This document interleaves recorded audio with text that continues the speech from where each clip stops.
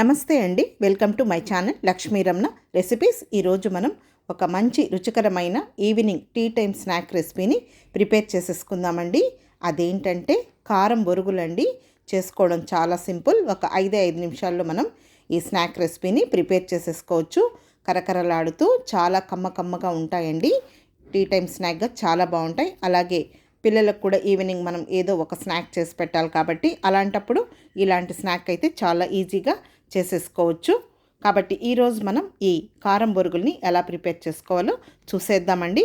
ఇలా మనం కారం బొరుగులు చేసుకున్నప్పుడు వీటిని మనం ఒక ఎయిర్ కంటైనర్ బాక్స్లో వేసేసుకొని ఒక 15 రోజుల వరకు కూడా స్టోర్ చేసేసుకోవచ్చు. అలాగే ఫ్రెష్గా ఉంటాయండి.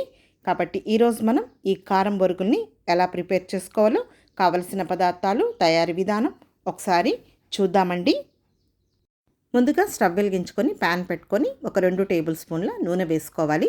నూనె వేడెక్కిన తర్వాత 1/2 టీ స్పూన్ ఆవాలు, 1/2 టీ స్పూన్ మినప్పప్పు, 1/2 టీ స్పూన్ జీలకర్ర వేసుకోవాలి. ఇప్పుడు ఈ పోపు దినుసుల్ని ఫ్రై చేసేసుకోవాలి. పోపు దినుసులు ఫ్రై అయిన తర్వాత ఇందులో ఒక 4 టేబుల్ స్పూన్ల పల్లీలు వేసుకోవాలి. పల్లీలు ఎంత ఎక్కువ వేసుకుంటే అంత టేస్ట్ బాగుంటుందండి. మీకు కావాలంటే ఇంకా కూడా వేసుకోవచ్చు. ఇప్పుడు ఈ పల్లీలని ఒక 2 నిమిషాలు మీడియం ఫ్లేమ్లో ఫ్రై చేసుకోవాలి. పల్లీలు వేగిన తర్వాత ఒక 3 ఎండుమిరపకాయలని తుంచి వేసేసుకొని ఒక 10 నుంచి 12 వెల్లుల్లి రెబ్బల్ని పొట్టు తీయకుండా కచ్చాపచ్చాగా దంచి వేసుకోవాలి. ఈ కారం బొరుగుల్లో మనం వెల్లుల్లి ఎంత ఎక్కువగా వేసుకుంటే అంత టేస్ట్ బాగుంటుంది. ఇప్పుడు వెల్లుల్లి వేగిన తర్వాత కొద్దిగా పచ్చి కరివేపాకుని కొద్దిగా ఎక్కువగా వేసుకుంటేనే బాగుంటుందండి. తినేటప్పుడు మనం ఆ పల్లీలు ఈ కరివేపాకుతో తింటే కారం బొరుగులు చాలా టేస్టీగా ఉంటాయి. ఇప్పుడు చివరగా ఒక 3 టేబుల్ స్పూన్ల పుట్నాల పప్పులు వేసుకోవాలి. ముందే వేయకూడదండి, చివరగా వేసుకోవాలి. ఆ వేడికి సరిపోతుంది. ఇప్పుడు ఇవన్నీ వేసిన తర్వాత 1 నిమిషం ఫ్రై చేసేసుకోవాలి. చూడండి, ఇప్పుడు ఇవన్నీ కూడా కరెక్ట్గా వేగిపోయాయి. ఇందులో ఒక 1/2 టీ స్పూన్ పసుపు పొడి, 1/2 టీ స్పూన్ కారం పొడి, అలాగే కొద్దిగా సాల్ట్ వేసుకోవాలి. ఇవి ఆల్రెడీ ఉప్పు బొరుగులు కాబట్టి సాల్ట్ అనేది కొద్దిగా వేసుకోవాలి. ఇప్పుడు మీడియం ఫ్లేమ్లో జస్ట్ ఇదంతా ఒకసారి కలిపేసేసుకోవాలి. మరి హై ఫ్లేమ్ పెట్టకూడదండి. ఇప్పుడు ఇందులో ఒక పెద్ద కప్పు ఉప్పు బొరుగుల్ని వేసుకోవాలి. మీరు కావాలంటే చప్ప బొరుగులను కూడా వేసుకోవచ్చు. మనకు ఈ ఉప్పు బొరుగులు మార్కెట్లో అవైలబుల్ ఉంటాయండి.